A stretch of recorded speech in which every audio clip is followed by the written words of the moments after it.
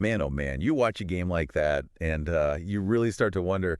I mean, the Giants, they just can't seem to buy a win, can they? 10 losses in a row. Yeah, that's rough. Rough doesn't even begin to describe it. 34-7 against the Falcons. I mean, come on. It's a tough one for sure, but, every loss is a learning experience. Okay, so maybe we can salvage some wisdom from this wreckage. We've got a bunch of articles here, the New York Post, Big Blue View, even Reuters chiming in. Yeah, lots to unpack, huh? So let's not just focus on the final score, okay?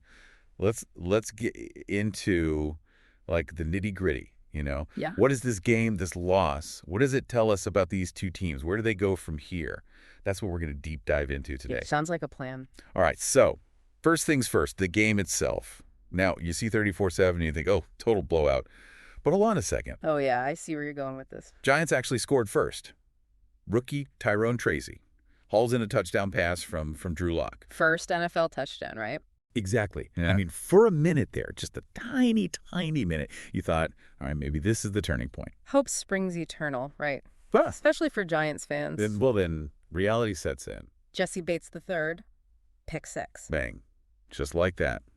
Momentum shifts. And not in a good way for the Giants. And for those who might not be, total football fanatics, a pick 6 is when a defensive player, in this case Bates, intercepts the quarterback's pass and runs it all the way back for a touchdown. 6 points just like that. Yeah, it's a heartbreaker for sure. And it just seemed like from that moment on, everything went downhill for the Giants. Absolutely. The wheels came off. It's easy to look at the score and say, oh, the Giants were just bad. But it's rarely that simple. So what are we saying then? It wasn't just bad luck. No, not just bad luck. I mean, yeah, there's always a bit of that in football, but this was deeper. You got to look at Drew Lock, 2 pick 6s, a lost fumble. Ouch. Not a good day at the office for the quarterback. But here's the thing. You can't pin it all on him. Oh, I knew you were going to see that. The offensive line. Bingo. Oh. They were struggling big time. 3 sacks on Lock, not nearly enough time to make plays. And look at the numbers. 234 total yards for the Giants, 14 first downs. That's anemic, man. Yeah, you can't win games like that. Yeah. And I think this highlights something really important about football, right?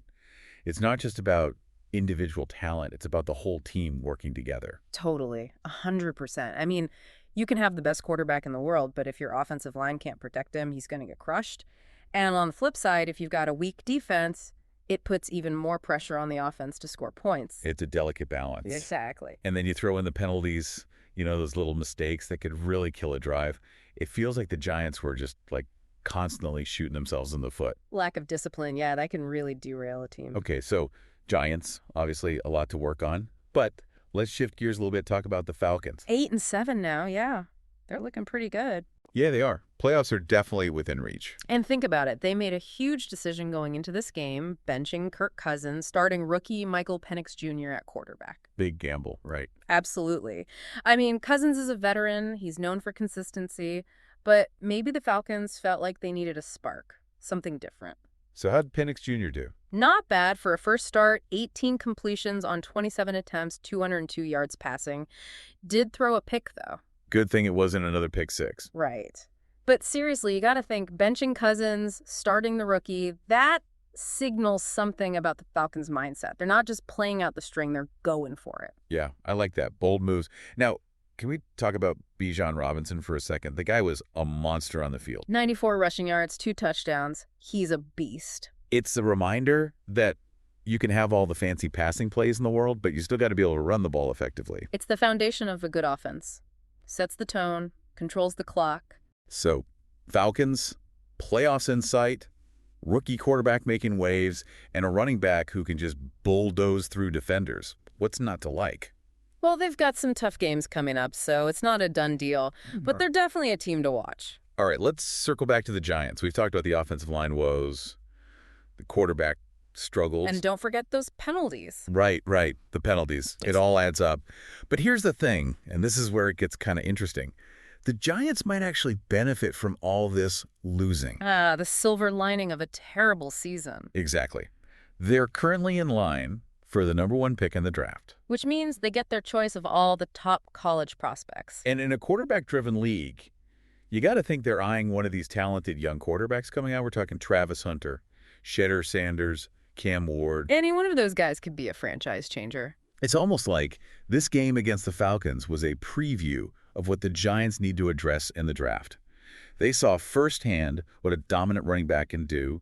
They saw the potential of a rookie quarterback. And they saw the consequences of a weak offensive line. 2 games left for the Giants against the Colts and the Eagles. And they haven't won a single game at home this season. Can you imagine that? Ending the season 0-9 at home? It would be historically bad.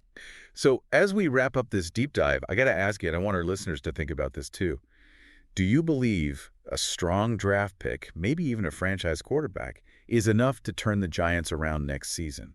Or are there deeper issues at play here, issues that go beyond just talent? It's a great question, and there's no easy answer. We'll have to wait and see how the rest of the season plays out, and then, of course, how the draft unfolds. It's going to be a long offseason for the Giants. Lots of decisions to be made, lots of questions to answer. But hey, that's what makes football so fascinating, right? The constant ebb and flow, the hope, the heartbreak, the possibility of redemption. We'll be here to cover it all every step of the way. Absolutely. It's going to be an interesting ride, that's for sure. Thanks for joining us for another deep dive. We'll see you next time. Today is your lucky day. Today is the day that our $3 website works for you, paying you directly to your PayPal daily. Imagine $3 ongoing continuous payments to your PayPal account. Imagine falling asleep and waking up to $300 in your PayPal account. How would this make you feel? How could this help you? What bills could you pay? What kind of fun could you have? What does that retirement look like now? All for a one-time payment of $3. This website is DFY done for you, fully built and completely hosted, and never stops collecting payments for you. You have spent $3 on coffee on a regular, but that coffee won't help you create multiple streams of income. Click the link below.